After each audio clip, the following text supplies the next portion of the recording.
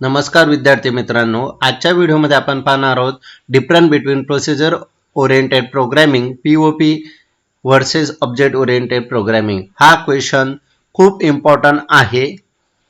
मागच्या previous year question paper मध्ये 4 मार्क्ससाठी विचारला गेलेला क्वेश्चन आहे। तर procedure oriented programming versus object oriented programming आता आपण डिफरंट पाहूया। तर बेसिक कन्सेप्ट मध्ये ऑब्जेक्ट ओरिएंटेड प्रोग्राम हे डिवाइड केले जातात ऑब्जेक्ट आणि क्लासेस मध्ये। तर प्रोसिजर ओरिएंटेड मध्ये प्रोग्राम हे डिवाइड केले जातात फंक्शन मध्ये। पहा, प्रोसिजर ओरिएंटेड प्रोग्रामिंग मध्ये जे प्रोग्राम्स असतात ते डिवाइडेड केले जातात वेगवेगळ्या फंक्शन मध्ये, त्यालाच आपण प्रोसिजर पण म्हणतो। पण ऑब्जेक्ट ओरिएंटेड मध्ये तसं नाही। ऑब्जेक्ट ओरिएंटेड मध्ये जे प्रोग्राम असतात ते डिवाइडेड केले जातात ऑब्जेक्ट आणि क्लासेस मध्ये। मेन डिफरन्स लक्षात घ्या। पहिला डिफरन्स काय आहे, program is divided into the function.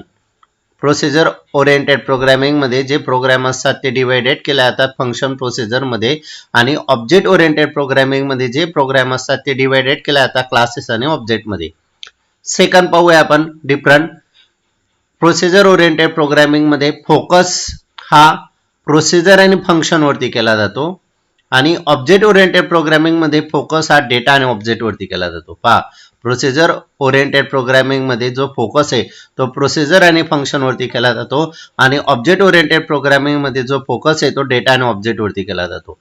Procedure oriented programming मध्ये टॉप डाऊन अप्रोच असतात, म्हणजे जे प्रोग्राम असतात ते top to down he approach आहे प्रोसिजर ओरिएंटेड प्रोग्रामिंग मध्ये असते।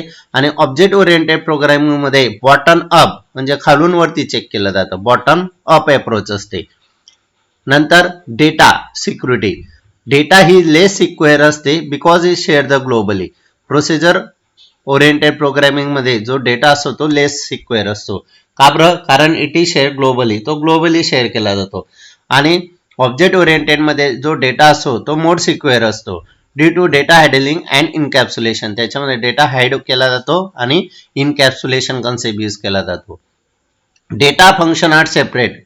प्रोसिजर ओरिएंटेड प्रोग्रामिंग मध्ये डेटा हँडल करताना डेटा आणि फंक्शन हे सेपरेट पार्ट मध्ये डिवाइड केले जातात, आणि ऑब्जेक्ट ओरिएंटेड प्रोग्रामिंग मध्ये डेटा आणि फंक्शन हे कंबाईन केले जातात ऑब्जेक्ट मध्ये। डेटा आणि फंक्शन सेपरेट असतात प्रोसिजर ओरिएंटेड प्रोग्रामिंग मध्ये, आणि ऑब्जेक्ट ओरिएंटेड प्रोग्रामिंग मध्ये डेटा आणि फंक्शन हे एकत्र केले जातात ऑब्जेक्ट मध्ये। नंतर प्रोसिजर ओरिएंटेड प्रोग्रामिंग मध्ये जो कोड आहे तो आपण लिमिटेड असतो, रियुजेबिलिटी जी असते ती लिमिटेड असते, आणि ऑब्जेक्ट ओरिएंटेड प्रोग्रामिंग मध्ये हाय कोड रियुजेबिलिटी असतात युजिंग इनहेरिटन्स हा कन्सेप्ट वापरून। इनहेरिटन्स हा कन्सेप्ट यूज करून जो रियुजेबिलिटी ती हाय कोड मध्ये असते। त्याच्यानंतर एक्झाम्पल जर द्यायचं म्हटलं प्रोसिजर ओरिएंटेड प्रोग्रामिंग, तर तुमचं सी, पास्कल आणि फॉर्टॉन्स हे आपण देऊ शकतो। ऑब्जेक्ट ओरिएंटेड प्रोग्रामिंग मध्ये C++, जावा, पायथॉन आणि सी शार्प हे ऑब्जेक्ट ओरिएंटेड प्रोग्रामिंग आहेत। C++ असतील, जावा असतील, पायथॉन असतील, सी शार्प असतील, जेवढे पण लँग्वेजेस आहेत हे ऑब्जेक्ट ओरिएंटेड प्रोग्रामिंग मध्ये येतात। आणि सी, पास्कल आणि फॉर्टॉन जे बेसिक लँग्वेज आहेत ते प्रोसिजर ओरिएंटेड प्रोग्रामिंग मध्ये येतात।